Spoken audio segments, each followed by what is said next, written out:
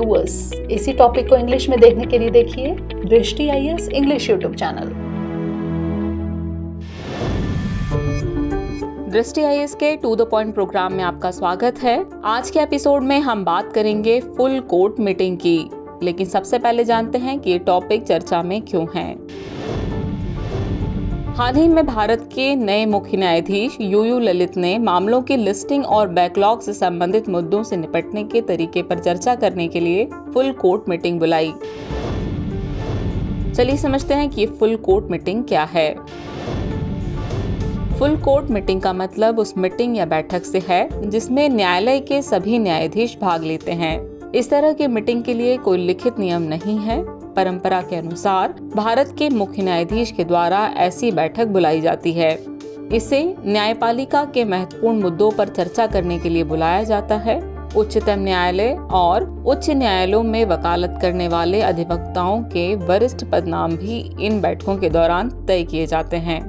अब तक कई बार फुल कोर्ट मीटिंग हो चुकी हैं। उदाहरण के लिए 1997 में हुई एक फुल कोर्ट मीटिंग में फैसला किया गया था कि प्रत्येक न्यायाधीश को अचल संपत्ति या निवेश के रूप में अपनी सभी संपत्तियों की घोषणा करनी चाहिए। चलिए जानते हैं कि फुल कोर्ट मीटिंग का क्या महत्व होता है।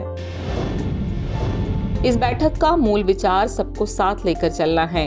देश की कानूनी प्रणाली के सामने मौजूद समस्याओं के सहमति से युक्त समाधान खोजने का यह एक आदर्श अवसर है।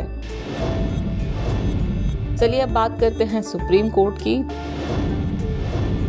भारतीय संविधान में भाग 5 एवं अध्याय 6 के तहत सर्वोच्च न्यायालय का प्रावधान किया गया है। संविधान के अनुच्छेद 124 से 147 तक सर्वोच्च न्यायालय के संगठन, स्वतंत्रता, अधिकार क्षेत्र, शक्तियों एवं प्रक्रियाओं से संबंधित है। अनुच्छेद 124(1) के तहत भारत का एक सर्वोच्च न्यायालय होगा जिसमें एक मुख्य न्यायाधीश यानी सीजेआई होगा।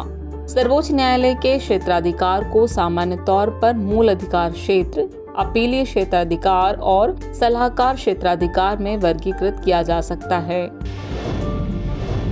चलिए अब इस टॉपिक से रिलेटेड प्रश्न को देख लेते हैं। प्रश्न है, फुल कोर्ट मीटिंग के संबंध में निम्नलिखित कथनों पर विचार कीजिए। कथन 1 है, भारतीय संविधान के अनुच्छेद 143 के तहत भारत के राष्ट्रपति द्वारा फुल कोर्ट मीटिंग बुलाई जाती है। कथन 2 है, उच्चतम न्यायालय और उच्च न्यायालयों में वकालत करने वाले अधिवक्ताओं के वरिष्ठ पदनाम इन बैठकों में तय किए जाते हैं। उपर्युक्त में से कौन सा या से कथन सही है या फिर है? केवल 1, केवल 2, 1 और 2 दोनों, और न तो 1 न ही 2। तो व्यूअर्स, इस प्रश्न का जवाब कमेंट बॉक्स में देना न भूलें। जल्द ही मिलते हैं किसी नए टॉपिक के साथ। तब तक के लिए शुक्रिया।